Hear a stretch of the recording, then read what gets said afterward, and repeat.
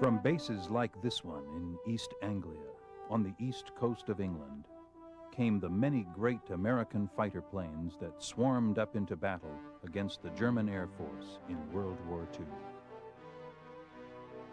Fighters such as this one, a fast, tough, high-altitude fighter with a dive like its name and an 8-gun blast in its wing. Into these great fighters, America poured its genius, its millions of man-hours of labor, its faith in victory against the Luftwaffe.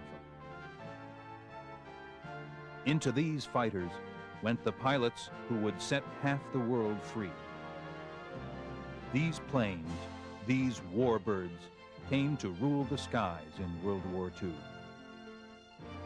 This plane, flown in all theaters of the war, was one of the finest fighters in history. This plane was known as the P-47 Thunderbolt.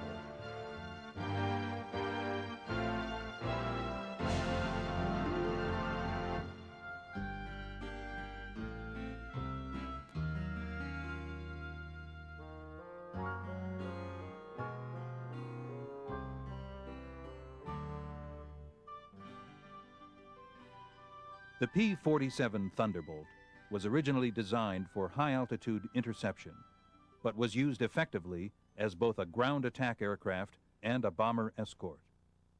Jokingly referred to as the 7-ton milk bottle, the P-47 had high speed, a strong frame, and an engine that wouldn't die.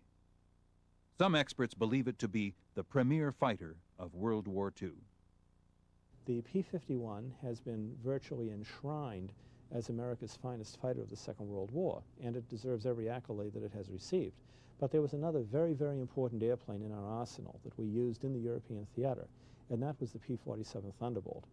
In many ways, if you take a look at the force structure that was available to the Army Air Forces in the middle of the war, you find that the P-47 played a critical role in bringing the Luftwaffe into combat, destroying it in the air, and then, after June 1944 onwards, turning its attention as a swing role fighter to air-to-ground attack.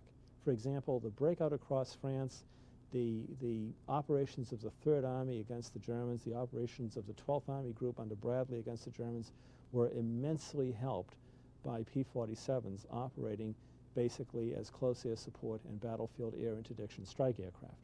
And that's a contribution of the P-47 for which it should justly be remembered. The P-47 had a 40-foot wingspan with a total length of just over 36 feet. Its height was 14 feet 7 inches. It was powered by one Pratt & Whitney R-2800 engine and had a maximum speed of 426 miles per hour. It weighed 9,900 pounds empty and 14,000 pounds loaded for battle. With a ceiling of 40,000 feet and a range of 1,800 miles, it was fast and furious in the hands of a good pilot.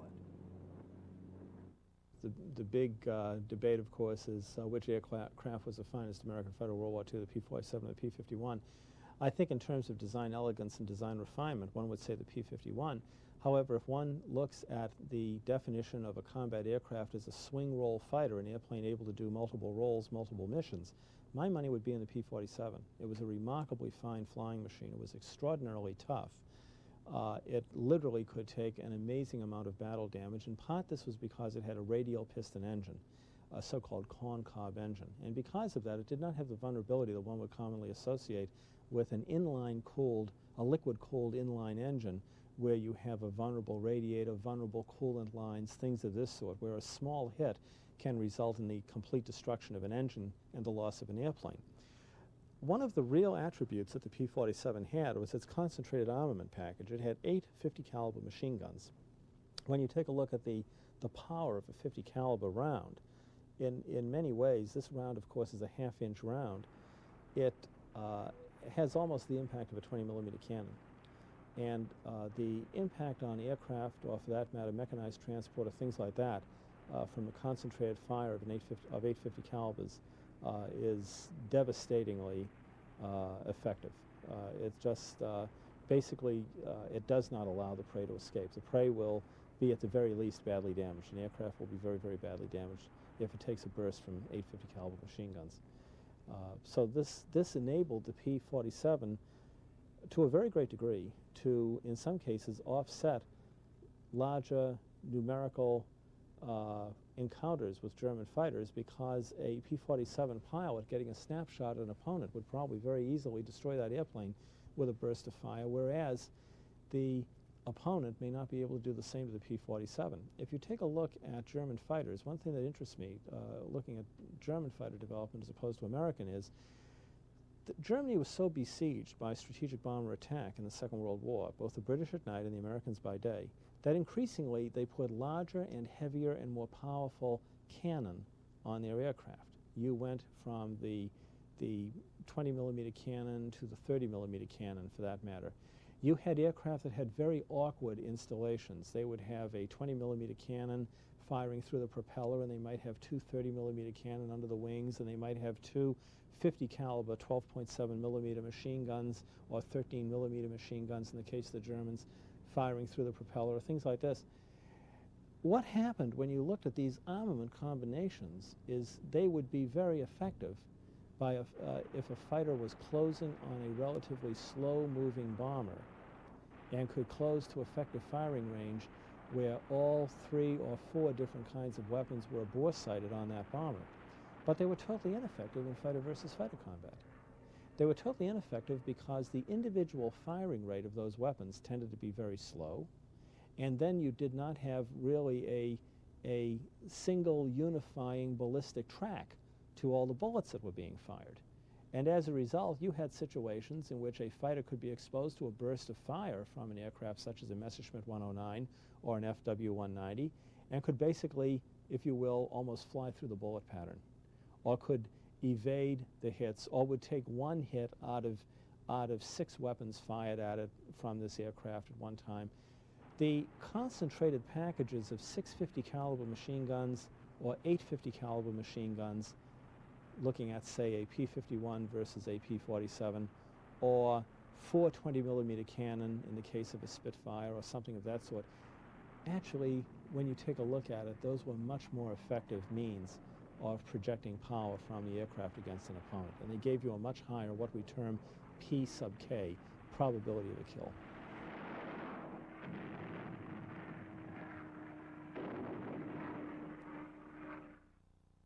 Training pilots to fly the P-47 was a serious affair, but often was done with a touch of humor. Here, comedian Lou Lair introduces pilots to a training film on the P-47. Golfers is the craziest people. But from golfers, you pilots can get a serious lesson. If I ain't too personal, take this, for instance. The first rule is keep your eye on the ball. How many of you is looking at the ball? You said it. Me neither. But in golf, there are certain things you got to do the same way every time. First, you got to get the ship trimmed for a zoom down the runway. Cowl flaps open, landing gear resting firmly on the ground. The stick is eased well back until a stall occurs. Now full throttle. And the maneuver is completed with a normal loop.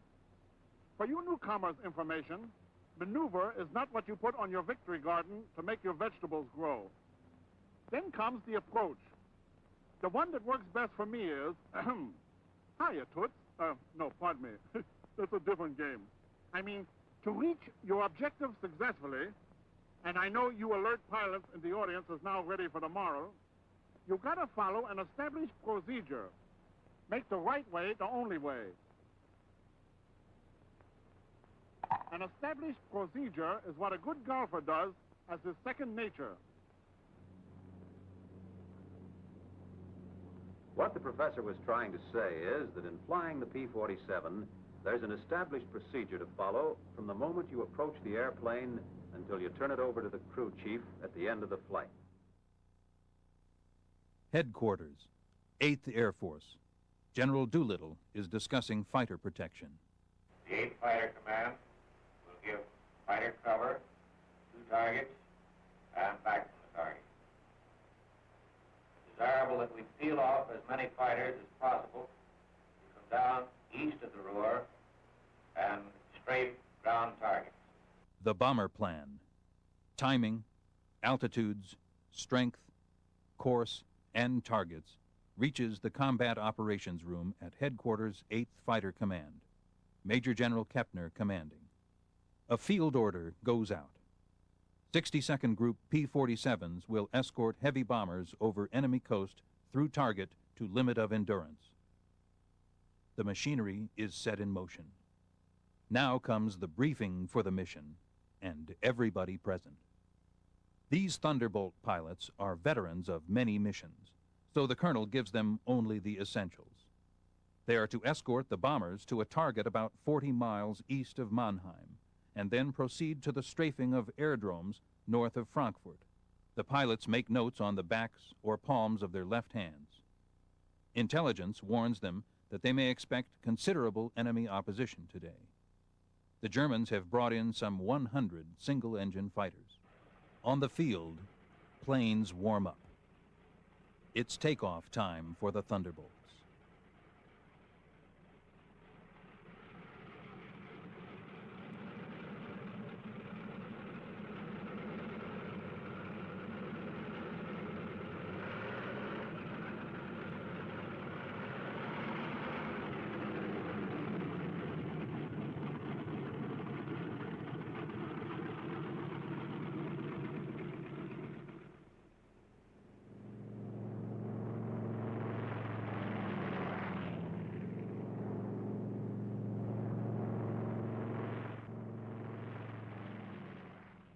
At other bases, timed to the escort schedule, the P-38s get underway. And at others, the long-range Mustangs go to keep their rendezvous with the bombers someplace deep in Germany. Somewhere out there, over enemy territory. Near or far, on the long route, the bombers go out and come home. Each of these formations will make rendezvous at a certain point on the exact minute. The Thunderbolts climb steadily over the channel into hostile skies, close to rendezvous. And in the distance are the bombers. Advanced formations of an armada perhaps 100 miles long. The Thunderbolts maneuver for their escort position. Each pilot searches the sky, constantly watching for the main enemy attack, which may come near the coast or deep in Germany, or hit-and-run sneak attacks by the enemy's aerial snipers. And then, at another rendezvous point, comes a group of Mustangs to relieve the Thunderbolts. This is Red Leader.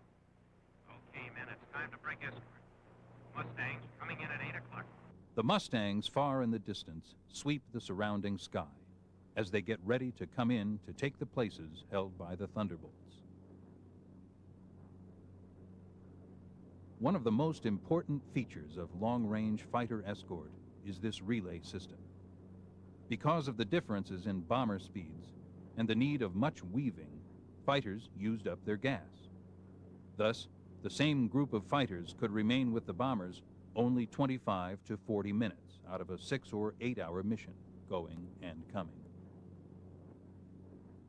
And 1,000 fighters might be needed to keep anything from 40 to 100 on the job at all times, while the enemy could strike with 250 planes at any point he selected. The Luftwaffe was forewarned an hour and a half in advance, even as the bombers gained altitude over England. This captured German film shows how quickly their Me-109s and Focke-Wulf 190s got into action after a warning. They have plenty of time to amass their fighters at a chosen point of attack and to outnumber the Allied escort at anything from 2 to 1 to 10 to 1.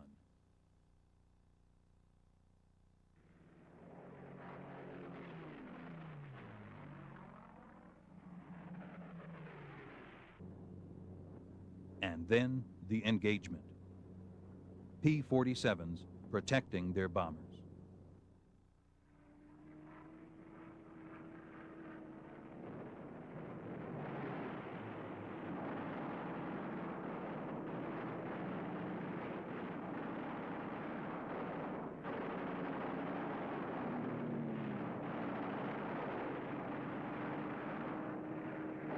The Allies lose planes, but the bombers can't be stopped.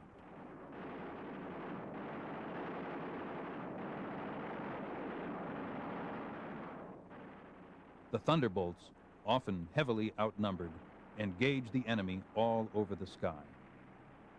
And this battle was only one of many. Day after day, month after month, they went up against the Messerschmitt 109s and the FW-190s.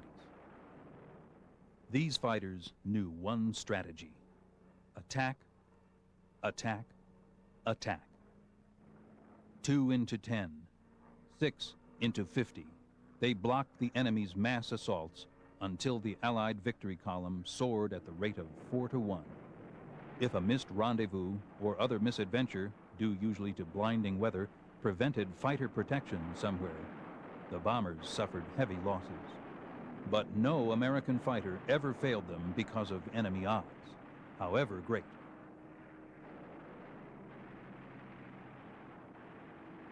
Germany was not the only place where the P-47 was creating mayhem for the Axis.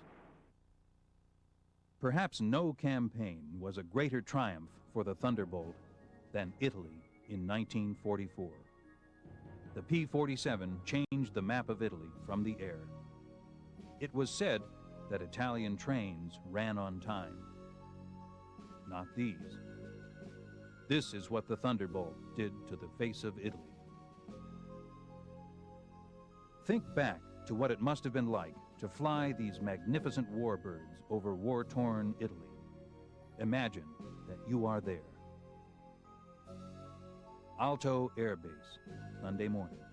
Here, Sunday is like Monday, and Monday is like every other day in the week. A working day. The engines wake everyone at dawn. In their beds, the pilots can hear the crew chiefs already at work, pre-flighting the planes, getting them ready for the day's missions. This is how the Air Force is when you're an Allied pilot, fighting an air war, 20 minutes from the Germans in Italy.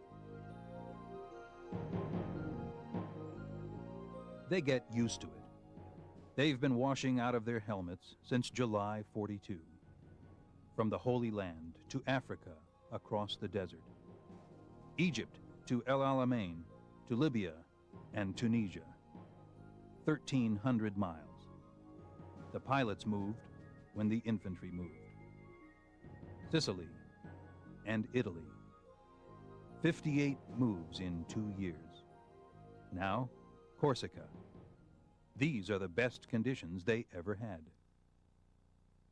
Sunday morning.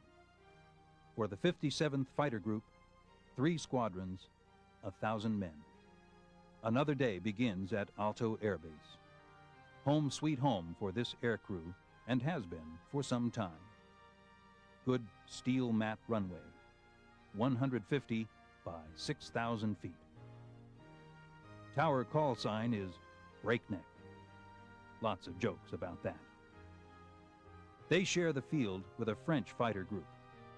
They don't speak the same language, but they fly the same airplane against the same enemy.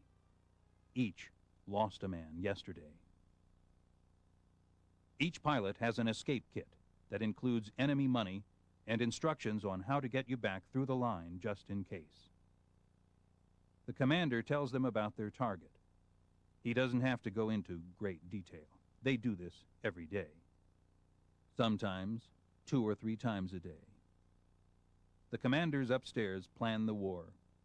When they want something done, they pick up the phone. And the pilots do it. They don't always know why they are sent out on a mission. They don't always care. But they know there's a reason, a good one. Today, the missions are going out because in Italy, the Allied armies have been stopped in their tracks at the Gustav Line, across the narrowest and most mountainous part of the peninsula. The U.S. Fifth Army and the British Eighth Army stopped for 5 miles. At Anzio, 100,000 men were sweating it out. They couldn't move. Stalemated. The Allies started to use a special weapon, a fighter bomber, the P-47 Thunderbolt. 1 engine, 1 man, 1 bomb on each wing. Extra fuel tanks for range. This was the job they set out to do. The crew chiefs taxi the plane from dispersal points. At the end of the runway, the squadrons line up, and all the pilots have to do is climb in and take them away. If you're a crew chief, you've got your own P-47. Sometimes you think of it as your personal airplane. The pilots are who they lend it to every day. They let him fly around in it, and they expect him to bring it back in good condition. No bullet holes or flak holes. After they've been lending the airplane to one pilot for a long time, they might get attached to him too. If you're a pilot, no matter what your rank or how many hours you've had, what counts here is the combat flying you've done. Unless you've done plenty, you're considered a beginner. And you remain a beginner until you learn the tricks of the trade. After you put a few missions behind you, you become a sport. Then, with plenty of action, 50 or 60 missions, if you're still around, you're promoted. You become an old sport, a veteran. The crew chief can't go along, so they always like to tell him what they're going to do. Got a triple threat mission today. Each section's going after a bridge. They are to come in on a course of about 40 degrees. Same old thing. Go out there and dodge around in the ack-ack. Dive bomb out of a left-hand turnabout and carry the bombs right on down. This pilot is to fly top cover on the other 2 sections while they bomb, and then go in afterwards. Weather's supposed to be good, so maybe they will have a good show. All set to go. But they wait. They wait for 5 minutes. That's the way it's planned. Time to settle down, relax. They'll be busy later. So if they've got any thinking to do, and who hasn't, now's the time to do it.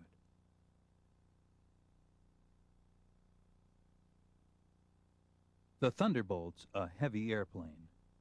Besides, it's loaded up like a Christmas tree. Belly tank, rockets, guns, 500-pound bombs, cameras. The mile of steel runway would shrink to nothing under the fighter. Halfway down, by the tower, they are committed. That means they can't slam on the brakes and stop. Once they're committed, they usually go up.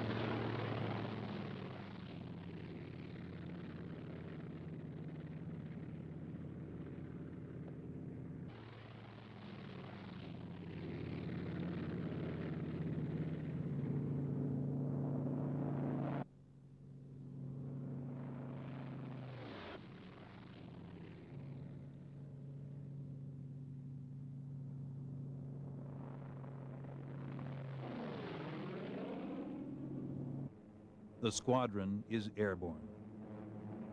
Over Corsica, then out to sea. On the deck. 60 miles east to Italy. Flying from Corsica to go only 60 miles puts them 150 miles behind the German front.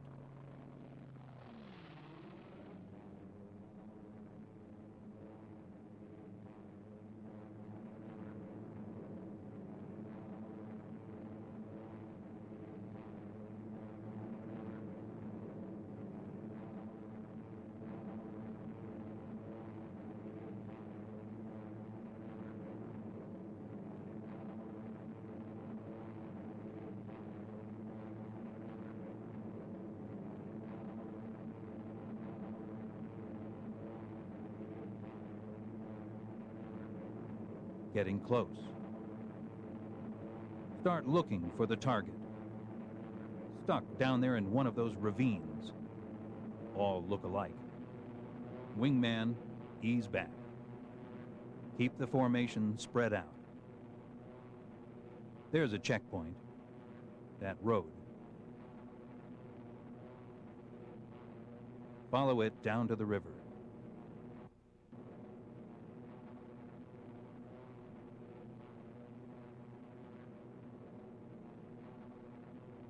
The first bridge should be down there. Somewhere. There it is. Pass over. Come back and attack from the opposite direction. One of the tricks they've learned. Leader section goes into loose string formation. One plane behind the other.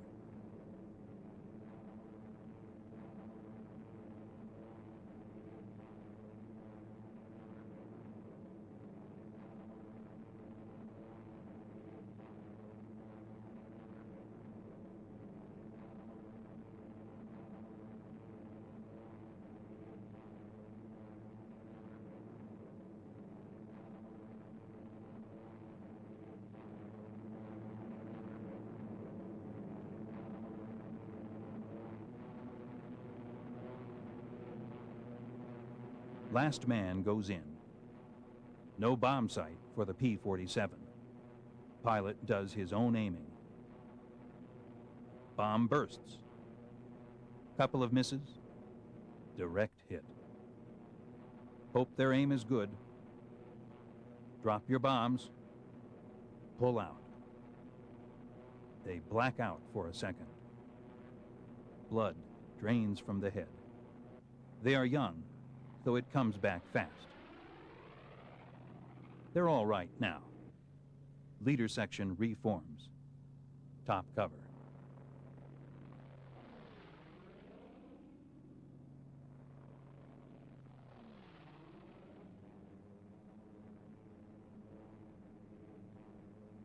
Watch the red section bomb. A miss. Another miss.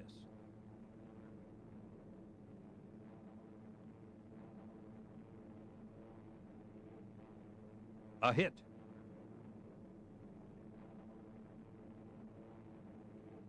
Black section goes down. Straddle the target. Percussion should do the trick.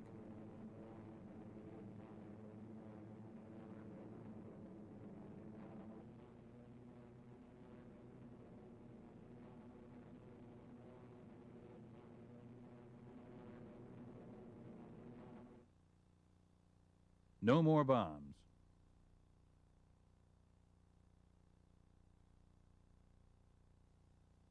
Back at Alto, no one is able to worry about the squadron that is in the field.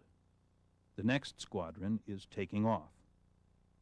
No one will have time to worry about them either. They've gone on too many missions. This is their 9th mission today. When they don't fly, they have plenty of things to do. They try to make some sort of life for themselves. In trying, they improvised an American community. Step off a field, they are in Corsica. Step back on, you're back in America. 6-6 Squadron heading out. 6-5 Squadron heading home. A meeting in the air comes and goes fast. 6.5-liter section.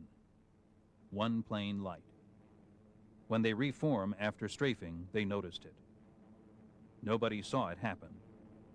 Maybe he spun in, maybe he bailed out. They will have to think about it later. Now, they're waiting for that first sight of home base.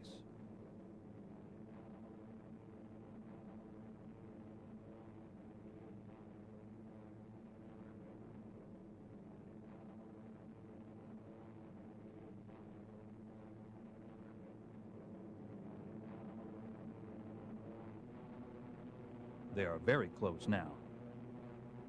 Alto, first turn to the left, 3 fields down. Keep the formation tight. When they fly over those other fields, they want to look good. Show them how it's done. Alto. Home. They come in low and peel up. They peel up to reduce speed. Pace the plane 20 seconds apart for landing. Second and third flights go on past the field. They'll circle back when the first flight is down.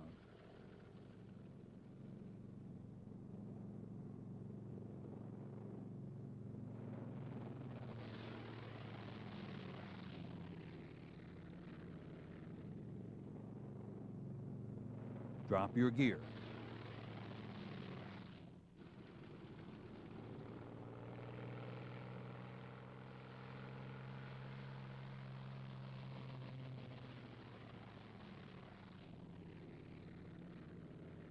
Second flight, heels up.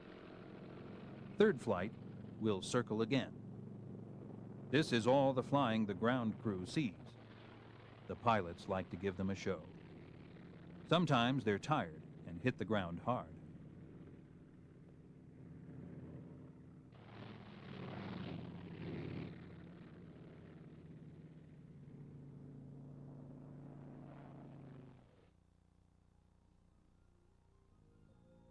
They're not happy about the flak holes. New airplane. The crew chief can be mighty sore. Then, after the interrogation, they relax. Grab some donuts and coffee. Talk with the Red Cross girl who meets every mission. And fly the show all over again on the ground. These pilots averaged 8 and 9 missions a day. The French flew about as many.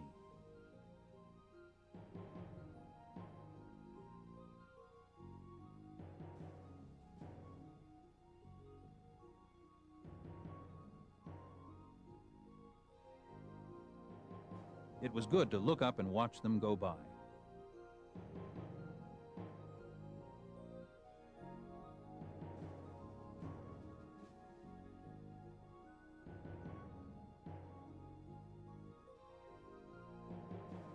But there were other things. There were those pillars of smoke. The pilots never knew when they would see one. That's a wreck. A P-47's afire. There's a man in it. When they hit like this, there's nothing one can do but let them burn and stay clear of the exploding ammo. Keep on landing. They have to. There's nowhere else to go. How did it happen? Engine cut out for a second. 200 yards from the runway. 200 yards from home. Flak damage might have caused it. They'll never know for sure. All they know is that war is hell and young men die.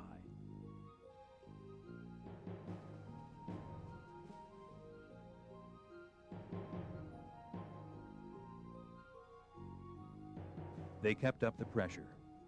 And by the beginning of May, the roads were practically closed. If one man on a motorcycle appeared on the highway by day, he was a dead man. The Germans took to the sea. 2 months after they started, the Allies had a stranglehold on all of Italy. The Germans had barely enough supplies for 2 weeks. That's when the ground forces attacked. Allied troops took Cassino. The Warbirds linked up with a beachhead at Anzio. And in 3 weeks, they were all in Rome.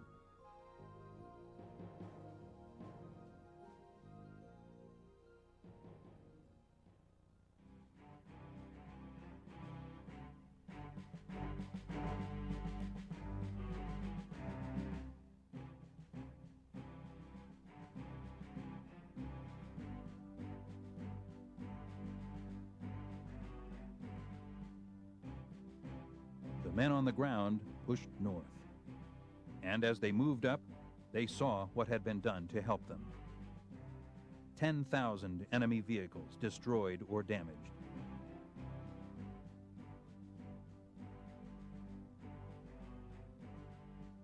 In every town they took, no marshalling yard. How many German tanks went out of business because of the gasoline these trains never carried? They advanced, and they saw the bridges. How many German shells were never fired because they couldn't get across the river?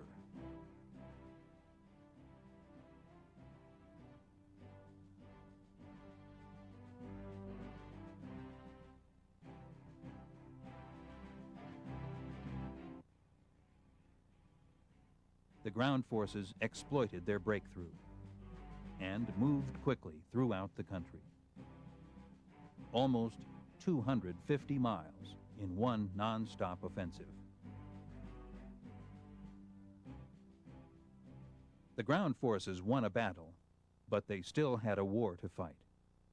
And the Thunderbolts were still flying missions, up from first light to last light. Only the coming of darkness could stop them. Only the coming of darkness would bring the last mission to an end. Until tomorrow. These warbirds of World War II never gave up. They blasted from the sky to wreak havoc on Axis planes and materiel. One of the finest fighter airplanes in history, the P-47s and the pilots that flew them were destined for greatness. And today, more than 50 years after the war ended, their exploits are still a marvel to behold.